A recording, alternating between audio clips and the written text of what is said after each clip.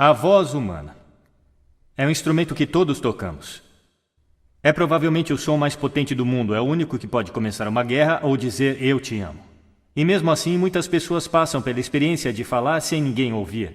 E por quê? Como podemos falar poderosamente para fazer diferença no mundo? O que eu gostaria de sugerir é que existem alguns hábitos que precisamos afastar. Eu reuni aqui, para seu prazer, 7 pecados mortais da fala. Não tenho a pretensão de dizer que é uma lista completa, mas esses 7 pecados, eu acho, são grandes hábitos nos quais todos podemos cair. Primeiro, fofoca. Falar mal de alguém que não está presente. Não é um bom hábito e sabemos muito bem que a pessoa que fofoca, 5 minutos depois, estará fofocando sobre nós. Segundo, julgar. Conhecemos pessoas como nessa imagem. É muito difícil escutar alguém se você sabe que está sendo julgado e condenado ao mesmo tempo. Terceiro, a negatividade. Você pode cair nessa. Minha mãe, nos últimos anos de vida, tornou-se muito negativa e isso é difícil de ouvir. Eu lembro que um dia eu disse para ela, hoje é 1º de outubro, e ela disse, eu sei, não é terrível? É difícil ouvir quando alguém é tão negativo assim. E outra forma de negatividade é reclamar. Bom, essa é a arte nacional do Reino Unido. É nosso esporte nacional. Reclamamos sobre o clima, sobre esporte, sobre política, sobre tudo, mas, na verdade, reclamar é um sofrimento viral. Não é espalhar luz do sol e leveza no mundo. Desculpas. Todos nós conhecemos esse cara. Talvez todos nós tenhamos sido esse cara. Algumas pessoas têm um atirador de culpa. Elas jogam a culpa em todo mundo e não se responsabilizam pelos seus atos. É novamente muito difícil ouvir alguém que está agindo dessa forma. Penúltimo, o 6º dos 7 itens. Exagero. Ele prejudica a nossa linguagem às vezes. Por exemplo, se eu vejo alguém que é realmente incrível, do que eu chamo isso? Então, é claro, esse exagero se torna mentira e nós não queremos ouvir pessoas que sabemos que estão mentindo para nós.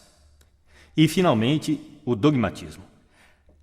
A confusão de fatos com opiniões. Quando essas duas coisas se confundem, você está ouvindo na direção oposta, alguém está bombardeando você com suas opiniões e como se fossem a verdade.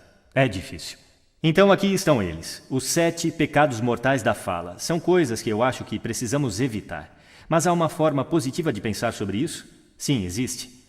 Eu gostaria de sugerir que há 4 bases, fundações, sobre as quais podemos ficar se queremos que o nosso discurso seja poderoso e para fazer a diferença no mundo.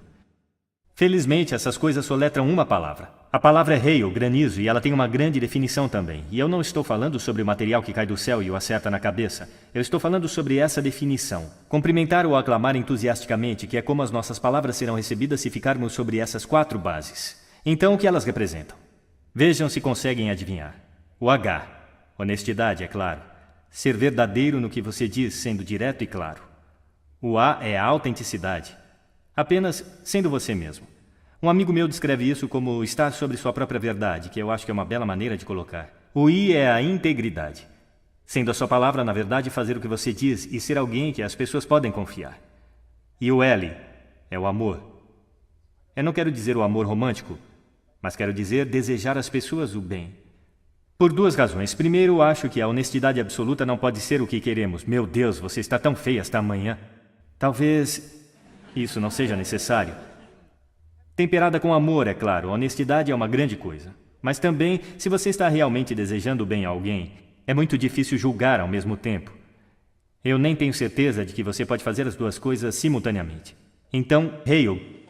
Além disso, é o que você diz, e é, como diz a velha canção, é o que você diz e também a maneira como você diz. Você tem uma caixa de ferramentas surpreendentes, é um instrumento incrível, e ainda assim esta é uma caixa de ferramentas que poucas pessoas já abriram. Eu gostaria de remexer um pouco lá com você e só puxar algumas ferramentas que você pode gostar de usar e que vão aumentar o poder da sua fala. Registro, por exemplo. Agora, registro de falsete que não pode ser muito útil na maioria das vezes, mas há um registro no meio. E eu não vou ser muito técnico sobre isso com qualquer um de vocês que são treinadores de voz. Entretanto, você pode colocar a sua voz. Então, se eu falar aqui pelo meu nariz, você pode ouvir a diferença. Se eu descer aqui na minha garganta, que é onde a maioria de nós fala, a maior parte do tempo. Mas se você quer peso, você precisa ir até aqui no peito. Você ouve a diferença? Nós votamos em políticos com vozes mais graves. É verdade? Porque associamos profundidade com poder e autoridade. E isto é registro. Então nós temos o timbre. É a forma como a sua voz é sentida. Mais uma vez, a pesquisa mostra que preferimos as vozes que são ricas, suaves e quentes, como o chocolate quente. Bom, se você não é assim, isso não é o fim do mundo, porque você pode treinar. Contrate um treinador de voz. E há coisas incríveis que você pode fazer com respiração, com postura e exercícios para melhorar o timbre. E agora a entonação. Eu amo entonação. Esta é a metalinguagem que usamos para lhes conferir significado. É uma raiz de sentido na conversa. As pessoas que falam tudo em uma nota só são realmente muito difíceis de ouvir se eles não têm entonação alguma. É daí que o mundo monotônico vem, ou monótono, monotom. Também temos entonação repetitiva chegando agora, onde cada frase termina como se fosse uma pergunta, quando na verdade não é uma pergunta, é uma afirmação. E se você repetir essa várias vezes, na verdade restringe a sua capacidade de se comunicar através da entonação, que é uma pena. Então vamos tentar quebrar esse hábito. Ritmo. Eu posso ficar muito animado dizendo algo muito rapidamente, ou eu posso também diminuir até enfatizar. E no final de tudo, é claro, é o nosso velho amigo silêncio. Não há nada de errado com um pouco de silêncio em uma conversa. Não temos que preenchê-lo com uns e ans. Pode ser muito poderoso. Claro, a tonalidade. Muitas vezes vai junto com o ritmo para indicar excitação, mas você pode fazê-lo apenas com a tonalidade. Onde você deixou as chaves? Onde você deixou as chaves? Significados ligeiramente diferentes nessas duas formas. E, finalmente, o volume. Eu posso ficar muito animado usando volume. Desculpe se eu assustei alguém, tudo bem? Ou eu posso fazer vocês realmente prestarem atenção ficando bem quieto. Algumas pessoas irradiam o tempo todo. Tente não fazer assim. É chamado de sodcasting. Isto é impor o seu som às pessoas ao seu redor sem nenhuma consideração. Não é agradável. Naturalmente, onde tudo isso entra em jogo, acima de tudo, é quando você tem algo realmente importante para fazer. Pode ser num palco como este, dando uma palestra, pode ser propondo casamento, pedindo um aumento, discursando em um casamento, seja o que for. Se é realmente importante, você deve isso a si mesmo. Olhar para esta caixa de ferramentas e o motor que vai funcionar, e nenhum motor funciona bem sem ser aquecido. Aqueça sua voz. Na verdade, deixe eu mostrar como fazer isso. Será que todos podem ficar de pé por um momento? Eu vou mostrar os 6 exercícios de aquecimento vocal que eu faço antes de me apresentar em cada palestra. Sempre que forem falar com alguém importante, façam isso. Primeiro, braços para cima, respiração profunda e inspirem. Assim. Mais uma vez. Muito bom. Agora vamos aquecer os nossos lábios. Vamos para... Muito bom. E agora... Igual quando você era criança. Agora seus lábios devem ganhar vida. Vamos fazer o seguinte com a língua, exagerando. Lá. Lindo, estão ficando muito bons nisso. E em seguida agora enrole uma... É como champanhe para a língua. Por fim, eu só posso fazer um. Os profissionais chamam isso de sirene. É muito bom. Começa com o I e vai para o O. O I é agudo e o O é grave. Então você vai...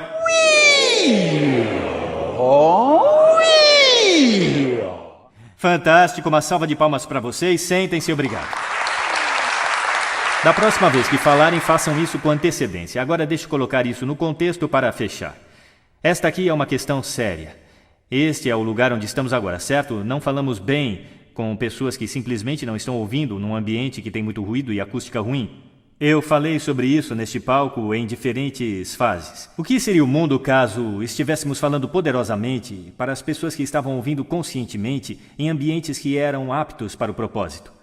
Ou, para fazer isso um pouco maior, o que o mundo seria caso estivéssemos criando e consumindo sons conscientemente e projetando todos os nossos ambientes para o som de forma consciente? Isso seria ótimo. Seria um mundo que soa bonito e aquele em que o entendimento seria a norma. E essa é uma ideia que merece ser espalhada. Obrigado. Obrigado.